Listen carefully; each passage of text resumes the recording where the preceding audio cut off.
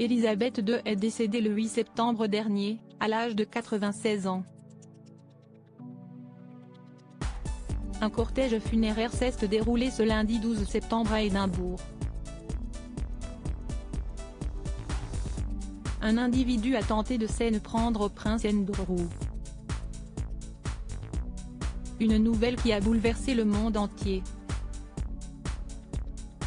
Jeudi 8 septembre, est le décès d'Élisabeth II qui a été annoncé. La souveraine, âgée de 96 ans, est morte dans sa résidence de Balmoral où elle se trouvait depuis plusieurs semaines. La reine est décédée paisiblement à Balmoral cet après-midi. Le roi et la reine consort resteront à Balmoral ce soir et reviendront à Londres demain, a-t-on pu lire dans un communiqué publié par Buckingham Palace. Depuis, un protocole royal très strict est respecté et ce lundi 12 septembre, en début d'après-midi, un cortège s'est dirigé vers la cathédrale Saint-Gilles, où le cercueil de la reine Élisabeth II sera temporairement exposé. Celui-ci aurait pu très mal se dérouler puisque, selon les informations de The Mirror, il a été perturbé par un individu qui était bien décidé à se faire entendre. Le prince Andrew était présent et l'homme en question a immédiatement souhaité s'en prendre à Dieu.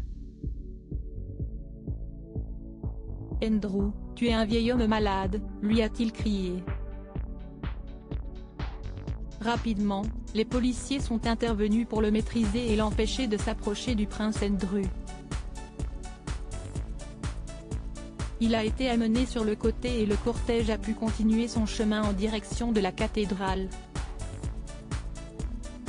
Après plus de 70 ans de règne, celle qui avait fêté son jubilé de platine en juin dernier, a laissé la place à son fils, le roi Charles III.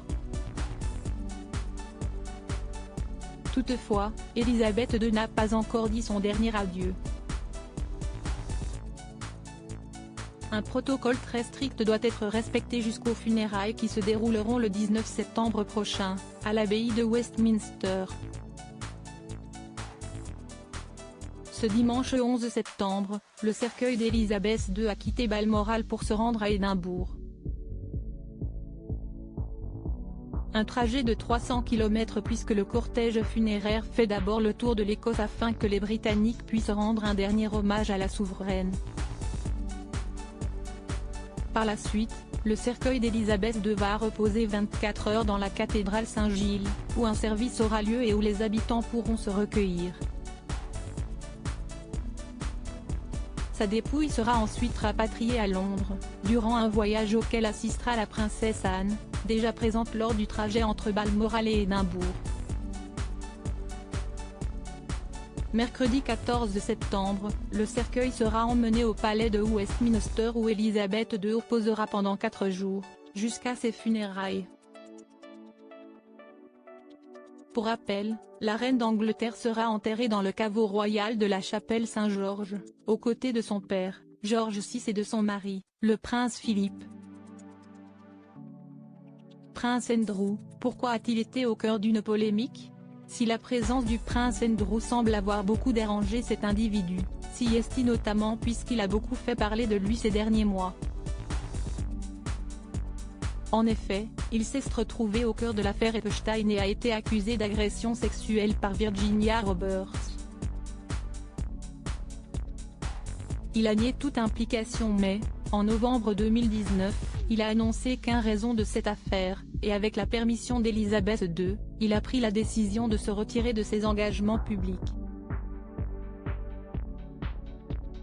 Ainsi, lors des obsèques de la souveraine, il n'aura pas le droit de revêtir l'uniforme militaire, comme l'a révélé Omid Scobie.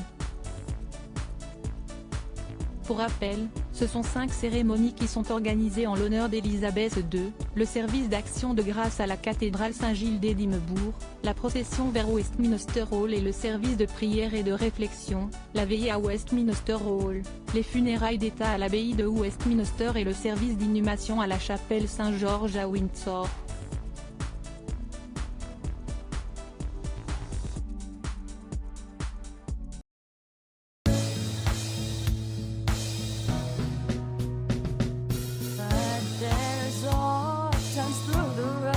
I think you can let me know. Sit down, sit back, let me help